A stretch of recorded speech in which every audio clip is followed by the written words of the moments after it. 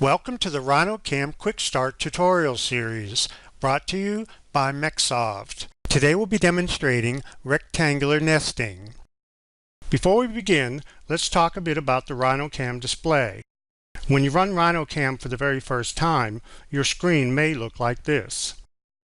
These windows on the left belong to plugin modules that are currently loaded. For now, let's close them all. Now, let's begin by launching the Rhinocam Nest module.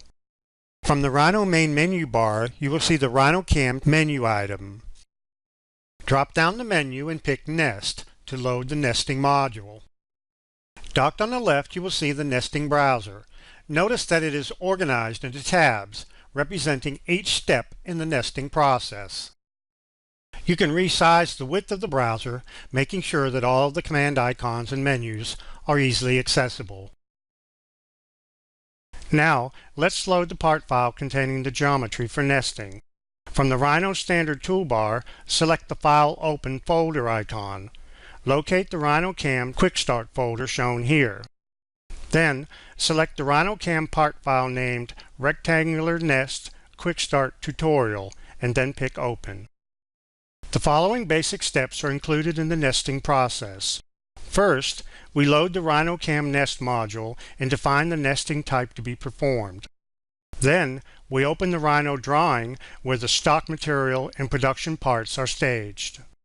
Then, we select the sheets to nest our parts in, and then select the parts to nest. We choose our desired nesting parameters. Then, we preview the nest, making any final adjustments. Finally, we commit the nest, creating the actual nested sheet geometry. Let's take a look at what we've done in Rhino to prepare for nesting. You can refer to this as the staging process. We have brought together and located on the screen the geometry that we want in the nesting process. As you can see, we have one or more shapes that represent the stock or the remnant material. We also have one or more shapes that represent the production parts that we want to nest within the stock material. Here are two tips to consider when staging your parts. First, when you stage your parts, stage them around the outside of the stock material, not within the stock material. The nesting software will place the parts in the stock for you. Secondly, do not place parts inside the cutouts of larger parts, as this may confuse the nesting software into thinking that it is a detail of the larger part. Keep all of your parts separated. Now, from the nesting browser, choose the Select Type of Nesting tab. In this guide, we will be demonstrating rectangular nesting, so we will select that option. You will notice a Help button located on each tab of the nesting browser. Selecting it will display documentation for each option on the active tab. From the Select Sheets tab, pick Select Curves.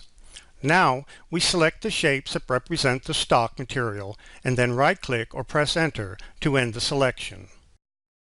Notice that an entry is made into the table. A default name is generated as well as the count, and we'll get back to the grain direction in just a little bit. Let's change the count to 2.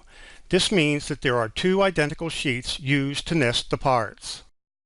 You can select additional shapes for stock, but all of them must be rectangular. Next, we'll select our parts to be nested. Pick the Select Parts tab of the nesting browser, and then pick Select Curves. Then, we'll window select all of our part geometry and then right-click or press Enter to add each part to the parts list of the nesting browser. The nesting software determines the exterior and interior of each selected part. As we can see in the parts list, each exterior closed curve is defined as one part. Any interior closed curves are defined as holes within each part. If we select a part from the parts list, we see that it is highlighted in the graphics window. If a part has multiple interior cutouts, each is listed in the parts list under its associated part.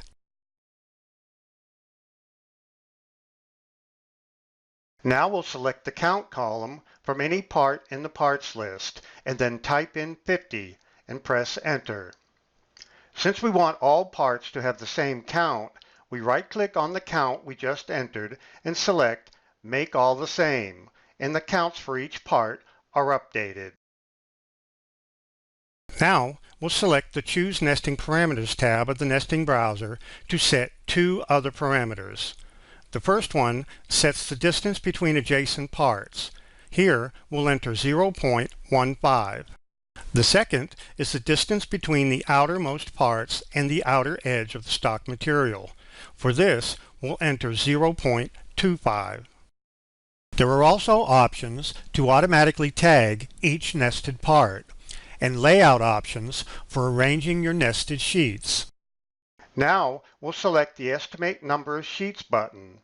We see that the number of sheets required is greater than the number of sheets we entered on the Select Sheets tab, so we select the Update Sheet Count button. We are informed that the sheet count has been updated, and we pick OK to close the dialog. Now we'll select Execute Nest, and we're moved automatically to the Preview Nesting tab.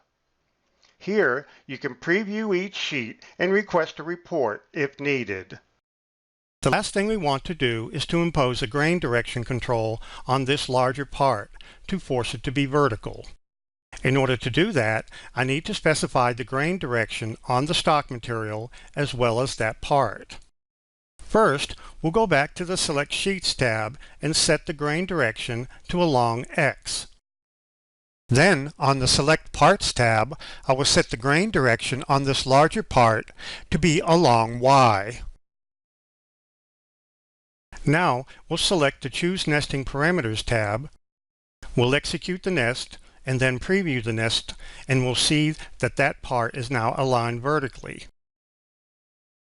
Each time the nest is generated, the system will calculate an efficiency factor, referred to as % utilization of the stock material. Once satisfied with the layout of the nest, we will select the Commit Nest button.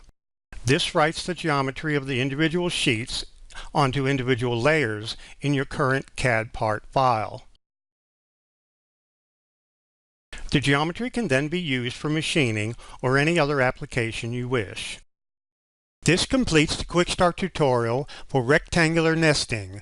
For further assistance, you can visit the online help supplied with the program or visit www.mecsoft.com for additional tutorials. Thank you.